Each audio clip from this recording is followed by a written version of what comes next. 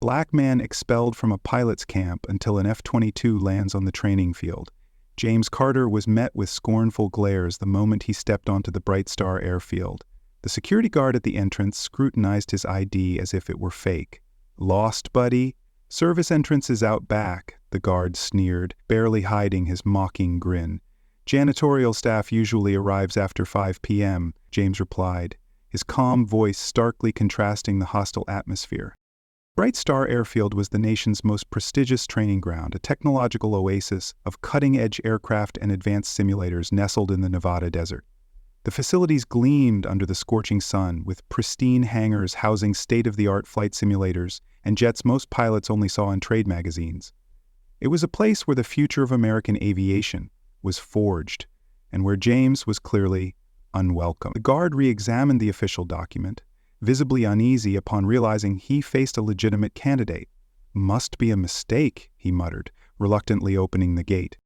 James, 34 years old, never imagined facing such blatant prejudice in 2023. Despite his credentials and preparation, the first obstacle wasn't technical, it was the color of his skin. He had spent years honing his skills, sacrificing nights and weekends to earn his place, only to be judged before he could even begin. As he walked through the complex toward the main hangar, conversations hushed briefly in his wake. Poorly disguised whispers trailed him like shadows. Diversity program, must be a quota hire, took a wrong turn from the basketball court. At the registration desk, a receptionist with a forced smile greeted him. "Oh, Mr. Carter, yes, I see your name on the list," but she hesitated, exchanging glances with the coordinator. There might be a misunderstanding about the requirements. Bright Star isn't for just anyone. James kept his composure. "I believe my 3,200 flight hours and experience as a flight simulator instructor in Denver meet the requirements." The receptionist's smile tightened, as if his qualifications were an insult to her expectations. "Of course, here's your welcome packet. The introductory session starts in 10 minutes in Hangar B." In the hangar, dozens of aspiring pilots gathered in cliques, aviationaires, corporate science, ex-military from traditional families. When James entered, the chatter died, and looks of surprise, discomfort, and even disdain turned his way. The head instructor, Captain Robert Drayton, a gray-haired man with a rigid posture, scanned the room with cold blue eyes. Spotting James, his expression hardened. "Well, looks like we have an unusual participant today. I hope everyone's ready for this program's rigor." His gaze lingered on James, some more than others. The first activity was introductions. When James's turn came, he barely said his name before being cut off. "What diversity pipeline got you here?" a blonde trainee quipped, sparking laughter. "My father said Bright Star had standards," Drayton added with fake cordiality. "I'm sure Mr. Carter can share his limited experiences, perhaps from community aero clubs." James took a deep breath. Licensed for 13 years, certified instructor for 8, specialized in precision aerobatics and instrument navigation in extreme conditions. The room's laughter faded slightly, some trainees shifting uncomfortably as his credentials sank in, but Drayton's smirk remained unshaken. "Theory's one thing," Drayton replied with a cold smile. "Here, we test what really matters: instinct, composure, tradition." The humiliation peaked during the first simulator session. James was deliberately left for last, after everyone else took their turns. While waiting, he overheard malicious remarks. "You'll taint the gear. Bet he'll cry racism when he fails. Must have mistaken pilot for janitor." Each barb stung, but James clenched his jaw, channeling years of discipline to stay focused. When called, Drayton announced with a cruel smirk, "Let's see what our diversity guest can do. Carter, this simulator costs more than you'll likely earn in your lifetime. Try not to break it." James instantly noticed something was off. The controls lagged, readings flickered erratically, the system froze at critical moments. Someone had tampered with the machine. He fought to compensate, his hands steady despite the sabotage system, but the odds were stacked against him. After 4 minutes battling a rigged system, the screen flashed red. Simulation failed. Fatal crash. The room erupted in laughter. Drayton shut down the equipment theatrically. Well, not everyone's born to fly. Maybe there's an opening in maintenance. More laughter. Carter, spare us the embarrassment and withdraw your application. This place has traditions to uphold. The words echoed in James's mind, fueling a resolve forged in countless battles against prejudice. James rose slowly from the simulator seat. His eyes showed neither anger nor humiliation, only a disarming serenity that briefly made Drayton frown. Amid the mockery, something in James's gaze didn't fit, a quiet confidence found only in those who've weathered fiercer storms and emerged stronger. If you've ever faced prejudice and felt injustice firsthand, subscribe to learn how one man turned decades of discrimination into a moment of justice no one will forget. And the barracks door closed behind him. James let his calm facade slip for a moment. His eyes burned with indignation and resolve. He replayed every insult, every slight, knowing they underestimated not just his skill but his resilience. Alone in the small room assigned to program participants, he pulled out his phone and sent an encrypted message. Confirmed. It's worse than we thought. The reply came almost instantly. Hold tight. We're in position. James sat on the bed's edge and exhaled deeply. 13 years serving his country, risking his life in conflict zones, yet still treated as an outsider because of his skin. The irony wasn't lost on him. He thought of his father, a mechanic who dreamed of flying but was denied the chance, and vowed this fight was for him too. A soft knock interrupted his thoughts. It was Luis Gomez, a Hispanic maintenance technician working in Brightstar's hangars. "Hey man," Luis whispered, checking the hallway. "I saw what they did to your simulator. Total sabotage. They miscalibrated the altitude sensors and programmed random control failures." James nodded, unsurprised. "Thanks for confirming." "I'm not just here for that," Luis continued nervously. "Drayton's been doing this for years. I've seen amazing pilots quit after what he puts them through, especially, people like us," James finished calmly. Luis nodded, ashamed. "I can help. I have access to the simulator maintenance panel and know the security system. Why risk your job for me? My older brother tried getting in here 4 years ago. He was an incredible pilot. Graduated top of his academy. Drayton crushed him. He never flew again." James extended his hand. "We need to talk, but not here." Meanwhile, in the private office of the main hangar, Drayton savored an expensive whiskey, laughing with his inner circle of instructors. "Did you see his face when the simulator crashed? Priceless," one assistant roared. "He actually thought he belonged here," Drayton said, shaking his head smugly. "These diversity programs are ruining aviation. Now anyone thinks they can fly a $200 million 0-cents jet." Drayton's phone rang, displaying a restricted number. He answered, visibly annoyed. "Drayton, this is Vandenberg Air Base. Did you receive our memo about the VIP visiting your field on Tuesday?" "What, VIP? I got nothing." "Odd? It's classified. All I can say is it's an elite pilot tied to the F-22's new navigation system test program. They'll perform a demo at Brightstar as part of a new cooperation deal." Drayton's expression shifted instantly. An F-22 pilot meant prestige, publicity, and potential military funding. "Of course we'll prepare everything. Any special requirements?" "Keep it discreet. It's a sensitive operation." After hanging up, Drayton rallied his team, forgetting James Carter entirely. "We've got a big fish coming. I want everything flawless by Tuesday." The next morning, as trainees ran emergency drills, James observed the field's dynamics closely. Every security camera, guard post, and procedure, his trained eyes missed nothing. "Hey, diversity," called a blonde trainee, heir to an airline. "Why are you still here? Didn't learn your lesson yesterday." James smiled faintly. "Some lessons take longer to sink in." The comment unsettled the arrogant young man, who expected anger or shame. During lunch, James sat alone, but his isolation was only superficial. Via encrypted messages, he coordinated a complex plan with an unseen team, sharing detailed Brightstar maps, confirming schedules, and verifying credentials. That night, while others partied at the complex's bar, James met Luis in the deserted maintenance area. "Got it," Luis said, handing him a magnetic keycard. "Full access to the hangars and control room." "Excellent," James replied, pocketing it. "And the flight log's clean? No military jets officially scheduled for Tuesday?" James nodded, satisfied. Louise, after Tuesday, you'll want a solid alibi. The next day, Drayton escalated the humiliation. During the morning briefing, he used James as a negative example, questioning his grasp of basic flight concepts. Mr. Carter, for your safety and ours, maybe you should just observe from a distance. We don't want another crash. Laughter followed, but something in James's steady gaze briefly unnerved Drayton.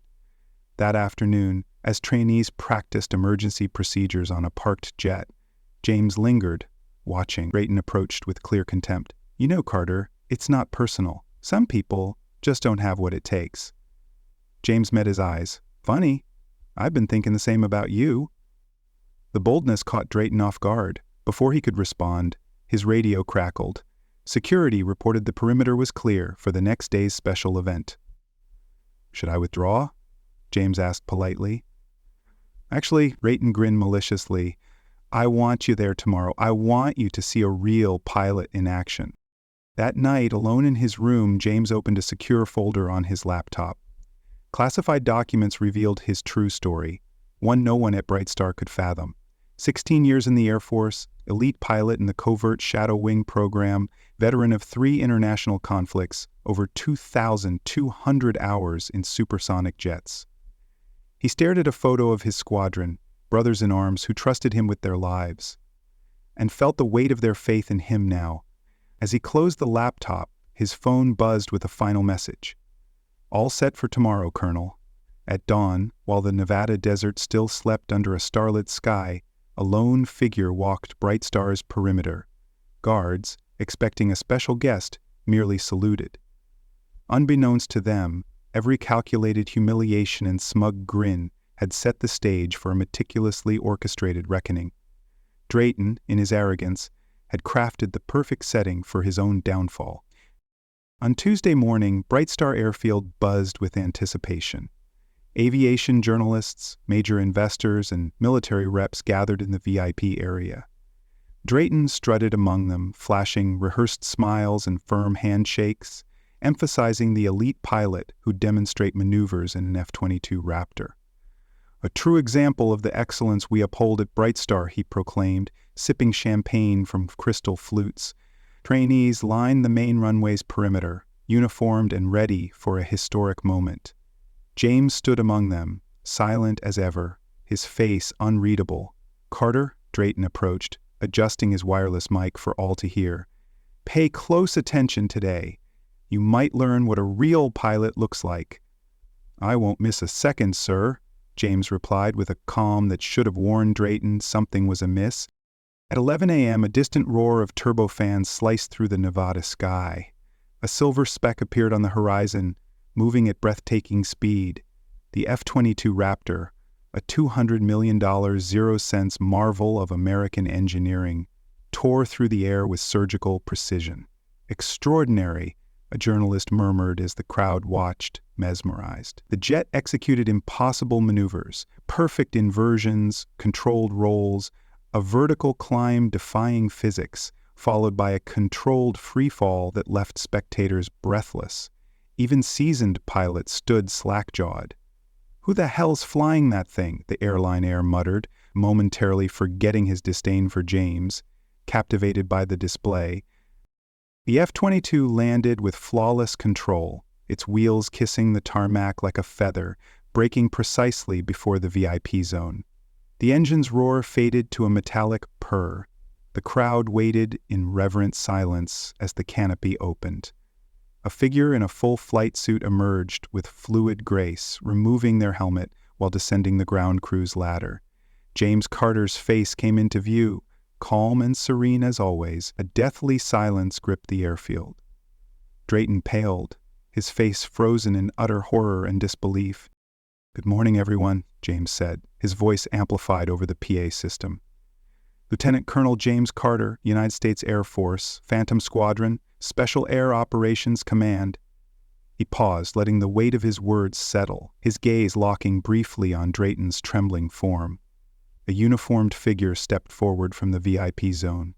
General William Hayes, a face known to anyone familiar with Air Force brass. "Colonel Carter is among our nation's top 3 combat pilots," the general declared, his voice booming. Veteran with over 2,600 combat hours, test pilot for the F-22 advanced program, and recently tasked with evaluating civilian training fields for potential military partnerships. Drayton staggered, his face now ashen. What does this mean?" he stammered. "It means, Captain Drayton," James replied, "the Department of Defense was considering a $60 million 0 cents investment in Brightstar as an affiliated training hub. I was here to assess not just the facilities but the culture and values of this institution." General Hayes took a tablet from an aide and strode to the center of the makeshift stage. "Regrettably, our evaluation uncovered systemic patterns of discrimination, deliberate equipment sabotage, and a toxic culture incompatible with U.S. Armed Forces values." On the massive events screen, recordings played every humiliation, every racist remark, every sabotage James endured, captured by ultra-compact military cameras and mics. "Sabotaged simulator," the general continued, advancing the footage. "Falsified test results, racist comments, deliberate disrespect to a senior military officer." The crowd watched in horrified silence. As evidence mounted, journalists typed furiously. Investors turned away from Drayton as if he were contagious. This is a misunderstanding," Drayton stammered, watching his empire crumble. James merely smiled faintly, peeling off his flight gloves. "No misunderstanding, Captain, just revelation. Sometimes, to see a system's true nature, you test it in unexpected ways." His voice carried a quiet steel, the culmination of years enduring and overcoming prejudice, now channeled into this moment of undeniable triumph. Cameras now zoomed in on Drayton's devastated face, broadcasting his downfall to national networks. Trainees who'd mocked James shrank, desperately hiding from the lenses. The Nevada sky, once a stage for James's brilliance, now witnessed the collapse of a kingdom built on prejudice and arrogance. As the powerful trembled, the man they'd underestimated stood unshaken. In the days following what the press dubbed the Justice Landing, Brightstar Airfield underwent a radical overhaul. The video of James's humiliation, followed by his reveal as an elite pilot, went viral, amassing over 60 million views in 48 hours. Public outrage was swift and deafening. Was Drayton merely fired? A journalist asked the field's new administration. "No," General Hayes, now temporary operations overseer, replied. "He's been permanently banned from all military-affiliated aviation institutions. His instructor license is revoked, and he's under investigation for multiple professional conduct violations, including deliberate training equipment sabotage." What no one anticipated was James's announcement a week later on an exclusive CNN interview. "I'm proud to announce the Wings for All Foundation, a national program to identify, recruit, and train talented pilots from underrepresented communities in aviation. The Department of Defense has redirected the $60 million 0 cents originally earmarked for Brightstar to this initiative." The camera zoomed in on James's resolute eyes, now in his full Air Force uniform adorned with medals earned over 16 years of exemplary service. "The sky doesn't belong to one group or color," he continued. "It belongs to everyone with the courage and skill to claim it." Meanwhile, Robert Drayton's life unraveled as swiftly as a jet in free fall. His reputation was in tatters. Aviation schools that once boasted his affiliation now denied any ties. The privileged trainees who joined in the humiliations were expelled, their aviation career prospects severely damaged. "We were encouraged," one admitted in a public social media apology. "Drayton fostered an environment where we thought that behavior was acceptable, even expected." Luis Gomez, the technician who aided James, was promoted to maintenance supervisor at the new training center and awarded a scholarship to pursue pilot training. "James showed me we don't have to accept prejudice as part of life," Luis said at an inauguration ceremony. "We can change it if we're brave enough to act." 3 months later, Brightstar Airfield was officially renamed the Carter Aviation Excellence Center, its main gate engraved with a new motto: "Talent knows no color, race, or gender." James now led the Air Force's Advanced Training Division, implementing anti-discrimination protocols across all U.S. bases. In his office, he kept a framed photo of the day he landed the F-22, not a reminder of the humiliation he endured, but a testament that true excellence always finds its way. Know what's most ironic? James asked during a talk to young cadets months later. Drayton was right about one thing: tradition matters, but the true tradition of American aviation has always been innovation, courage, and excellence, no matter where you come from. The Carter Center's new trainees formed the most diverse class in U.S. aviation history, talented youth from every state, ethnicity, and background, united by the dream of flight. Among them was Luis's younger brother, who'd nearly abandoned his dream after his brother's ordeal years earlier. In a nationally televised ceremony, James was awarded the Distinguished Service Medal, not for combat missions, but for exposing and transforming an institutional culture of prejudice. Colonel Carter doesn't just fly jets, the Secretary of Defense declared. He lifts our nation to higher standards. Meanwhile, Robert Drayton was spotted working as a clerk at a Nevada gas station, far from the flying machines that once defined him. When journalists approached, he lowered his head and muttered no comment. Across U.S. aviation schools, the Carter Bright Star case became mandatory in ethics and leadership classes. Instructors used the recordings as a textbook example of how prejudice blinds people to true talent and potential. In his new office, James sometimes gazed out at the runway, where new pilots of all backgrounds practiced takeoffs and landings. His toughest test hadn't been in the skies of Iraq or conflict zones he served in, but in those days at Bright Star, when he had to hold his dignity while being systematically dehumanized. "Patience isn't weakness," he wrote in his best-selling autobiography. "Sometimes it's the most powerful weapon we have." I didn't react with anger because I knew impulsive revenge would only confirm their stereotypes. Instead, I let my excellence speak. James's story inspired a new generation to persevere through discrimination, document injustices, and work twice as hard to prove their worth, not because they had to, but because excellence is the most eloquent response to prejudice. Success is a two-way road, James wrote in his book's final pages. You can use it to lift only yourself, or you can build a bridge to lift others with you.